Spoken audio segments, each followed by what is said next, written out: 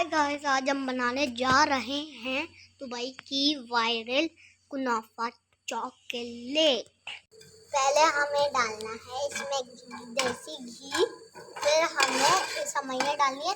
जब तक हमें इसको करना है जब तक ये ब्राउन ना हो जाए। गाइस हमें फिर कोई सी भी चॉकलेट लेनी है, फिर उसको ऐसे डाल देना है। गाइस हमें इसको कुछ ऐसा कर लेना है और ये भी हमने ये सेवइयां ऐसे मेल्ट होने के लिए हमें इसको ऐसे कर लेना है। फिर हमें इसको ऐसी फिलिंग कर देनी है इसमें। फिर हमें इसके ऊपर ऐसे एक दीवार बना देनी है चॉकलेट की, कुनाफा चॉकलेट। अब मैं इसको खा